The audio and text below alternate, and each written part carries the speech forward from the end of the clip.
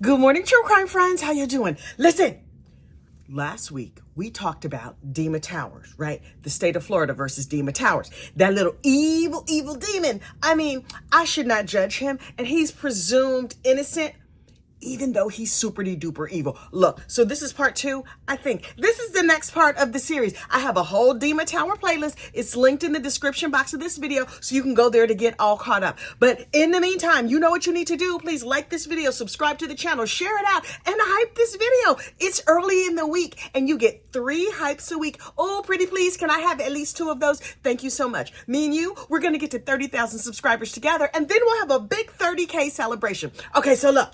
Picture it, court, Florida, just the other day. And I was like, okay, we've seen this whole case. It was a whole goat rodeo. What's next? And then they were like, the state was like, Your Honor, we're ready for closing statements. And I was like, oh, I love a closing statement. That's when they sum everything up. And I was like, okay. So the state gets up and is like, hey, y'all, hey, I mean, I know you've been sitting here all week, and the defense over there says, yes, he stabbed up his family, but they want a lesser crime. And to that I say, absolutely not. This was first degree, unfortunate unaliving. Look, this is what we have to prove. We have to prove that these people are no longer on this mortal coil. Oh, I hope they off at the Endless Heaven Buffet key lime section. I love the key lime section. Also, we have to prove that Dima did it. Now, this is real super easy for us because when Dima was interviewed by the police, he told the police, I did it. I thought about it first, and then I did it. And then during the middle of the commission of the crime, I was like, oh, this knife is not sharp anymore. Let me just go get another knife. He changed knives. That means he had time to contemplate the terrible, hideous thing that he did. Then when his mom escaped and ran away, he told the police, I went outside with my knife and I led her back into the house. And then I preached a whole sermon to her. I just lectured her. I wanted to explain to her in detail why I was unfortunately unaliving her. And then I unfortunately unalived her. What more could you want? That is first degree. But wait, there's more. He was like, oh, now, there's 2 corpses here. There's blood all over the place. But I can't leave the kitchen a mess. I don't like a messy kitchen. So he washed the knife, put it back in the knife block, and then he fled in his car that his parents bought them. Y'all, these parents were stabbed up a combined total of 140 times. That's a lot of stabs. Didn't you get tired? You didn't get worn out? Look, I cut up a chicken and I think I need a nap. You stabbed up these folks a whole bunch of times, and then you were just like, okay, so now I have the energy to drive all over town. He stabbed them mostly in their throat and head. I wonder if that was symbolic. Number 1, symbolic of he really, really, really wanted them no longer on this mortal coil. And number 2, he was mad at what they had to say. Unclear. And the whole time that the state was talking, she was like, look, you saw how he did up here. He was like, he cried, but he was crying for himself. Punish him.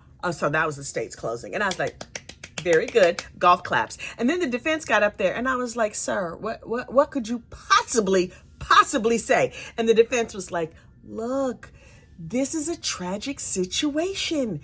Yes, they died, but did he have rational intent? You've seen him. He's batty as a bed bug. He's presumed innocent right now, even though he has proven himself to be a morally reprehensible human being. I mean, that happens, sure. And they say that you should not feel sorry for him. You shouldn't. But just find him guilty of manslaughter, because I feel like manslaughter is going to be better. Thank you so much. And I was like, defense, this not giving what you think it's given. Or maybe you already know that your client's going to be convicted real fast. So, you're not really that worried about it. Okay, cool. That makes perfect sense to me. And then of course the state gets to come back up and the state is like, listen, did y'all see this mess? Because I was looking at this mess and I was like, yeah, please. Yes, he's presumed innocent. We presumed him innocent right up to the time he confessed. He went and told the police, yeah, I did it. Don't feel sorry for him. He up here crying for himself. Use your common sense. We know he's like a clinical sad sack, but like, he had the ability to decide. His lawyer was like, oh, Dima, he just, he was real sad and his brain was real ticklish and stuff. And he didn't have like the ability to fully like decide because he didn't really understand the language. He understood it well enough to confess. The defense had urged them to take their time and think about it because it was really, really manslaughter. And the state was like, y'all saw him on the stand, right? Were you here when he was on the stand? The way I was clutching my pearls, I was horribly offended by him. That's not what she said, but that's the spirit of what she said. And she was like, on the stand, he confessed. He was just like, yeah, I did it. See, but what happened was, and then he went on to describe, yes, he did it. Yes, he thought about it. Yes, he had rage. What are we doing? Why is it? Do y'all even need to leave the jury box? We could give you all your sandwiches to go and you can just eat them in your car. I know y'all not going to be back there that long. She was like, look, plenty of people had sad childhoods. It was real, real sad. But y'all saw photos of everything that he did. What you gonna say? How is this not an automatic first degree guilty? And then she sat down and then the cameraman, the way I love a shady cameraman, panned over to Dima and Dima's like looking up and blinking real hard. They're like, I was like, oh, boo-boo, do you need a triangle like the Real Housewives? You fold the tissue up a whole bunch of times so it's just a little point and you could just stab into your eyes. Please, boy, please. And so the jury goes out to deliberate and I was like, they lunch not even gonna have time to cool down if they get a hot lunch. 90 minutes later, the jury came in and they were like, hey, Judge, yeah, he guilty on all the counts. He did all the things. Can we go now? Thank you so much. And the judge was like, okay, thank you for your time. And he said like nice words to the jury and stuff. And he was just like, okay, I'm just gonna go say goodbye to the jury and stuff and wish them well. But you can leave Dima here in the courtroom. And the sheriff was like, oh, no. We've been dealing with this Mama Luke over in the back. We know how he get down. So they shackled him. They cuffed him up, the cuffs, the ankles, everything. And then a whole bunch of sheriffs surrounded him and led him to the back. They were like, Judge, you in charge of the courtroom. We in charge of the criminals. And I was like, okay, that seems fair. And then the sentencing started. And I was like, okay, we're going to get some nice victim impact statements. And hopefully this ignorant Mama Luke takes the stand the way I love when an ignorant Mama Luke takes the stand. So the family got up there, all different family members. Now look, Jennifer's father was real super duper mad. But so was Robbie's father as well. People got up there and the judge and the state and everybody was like, listen, we know you're real upset, and this is your time to talk to the judge and say what these nice people meant to you. You cannot be leaping across and bonking him on the head, because I do have my good bonking hammer, and I am ready to apply bonkation in like the 3rd or 4th degree. I'm not gonna bonk you real hard, but if you get out of pocket, I'm ready. The Act Right installation team has arrived. And so the family was like, yes, I understand, Your Honor. He's a scumbag and he's terrible and blah, blah, blah. By the way, change your name while you in prison. And the judge was like, okay, remember the hammer? Remember the hammer? You have to talk to me. He's like, okay, well, I still don't want him to have the last name Tower. That is my name, and I don't want him to have it. And the judge is like, okay, I just don't let me bonk you. Please sit down. And so Phil, the granddaddy, was just like, okay, but he was mean mugging Dima the whole time. Who could blame him? Anyway, then all these different family members got up and they said that Robbie and Jen were lovely people and everybody loved them. All they ever wanted was children. And so they went all the way to Ukraine and got this psychopath. I plucked him right out of the orphanage at 14 and was like, you know what we're going to do? We're going to pray the cray away. You cannot pray away crazy or evil, turns out. Anyway, so one of the family members was like, so I've been real super duper sad, but I've studied like sociopaths and you fit. We're going to request that the DSM the dictionary, everything, just put a picture of you and Ted Bundy, like right there. She's like, psychopath, sociopath, this Mama Luke right here. And so they were just like, okay, thank you for your statement. And many weeping family members were led from the stand. It was very, very heartbreaking. And then Dima decided he wanted to make a statement. Y'all, you knew this was not going to go good, right? I knew when he was just like, yes, I would like to make a statement. I was just like, oh, Black Jesus, what? And the judge was like I told the other folks, I got a bonking hammer, and I really don't even like you because the way you have behaved in my courtroom has been a shame before the Lord. So you gonna get bonked dead in the middle of your forehead. Bonkation in the first degree, hardcore. I'm not gonna stop until I get to the white meat, in judicial language. So covering yourself accordingly. He was like, Mr. Tower. See how I said Mr. and then I used your last name, showing you all the respect in the world, despite the fact that you're a morally reprehensible scumbag. This is what I need you to understand. You will have nothing negative to say about these people. And Dima was like, I know, I'm not. Stand on your head if you thought he was telling the truth, child. He was just like, I just want to tell my story. Sir, Dima, I don't know if you know how court works, but that's not how that goes. And the judge was like, okay, let me help you here. When you take the stand, we're going to put you over here and we're going to make sure you're all shackled and trussed up because don't nobody trust you because you clearly an unfortunate unaliver and you have rage issues. These are the things you're supposed to do. You should apologize. You should show gratitude for like the loving kindness and the home that these people gave you, but only if you feel it. If you feel remorseful, you should show your remorse, but there will be no negativity against the victims. Do you understand? And Dima was like, I understand. And I was thinking to myself, he does not understand. Dima is going to do like he always does. And he going to get up and say what he wants to say and do what he wants to do while couching it in, I was following the rules, my rules, the ones that I made up in my head, not the ones of society and stuff. So Dima gets up on the stand and I was like, oh God. And he starts by saying, feelings block intellect. Where's this going? Where is this going? And he was just like, so I will ignore the irrational testimony of the family members who got up here and talked about my life with these people. Dima, sir, And he was the judge was like, you know how bad I've been wanting to hit you this whole trial. This whole entire trial, I have been wanting to bonk you upside the head. Now, I have held myself back because I really like this job and stuff. Don't make me get off this bench. Don't make me do. You know I want to do it. And if anybody watches this tape or whatever, they're going to be like, well, yeah, he had it coming. It's going to be the he had it coming defense. But I'm really super judicial and stuff. So, please calm down.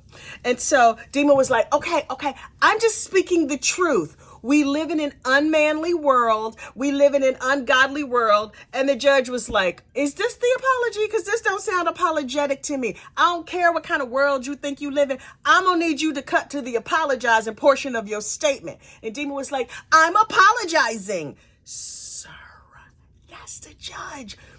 The man who is in charge of sentencing you. You should maybe attempt, just a little bit of an attempt to like fall in line and get your act right fully installed. Why are you even here? Why did you even agree to come to this country? Why didn't you stay over there in the orphanage? It seemed like you was getting along there real good. Oh, right. You weren't. You wanted to come here. Okay. People paid money. These people gave their life savings for you to bring your trifling criminal behind over here. And now you got something to say to us? Okay. I don't like this defendant. And I know it's people all in the comments feeling sorry for him and stuff. Good for you, not me. I think he is evil. Anyway, he was like, I lost my mind. Did you though? Did you have it to lose in the beginning? Because I'm asking for myself. And then he's like, I am being punished for what grown men did. Are you the grown man that you're referring to? He was like, Oscar and Phil are the real villains.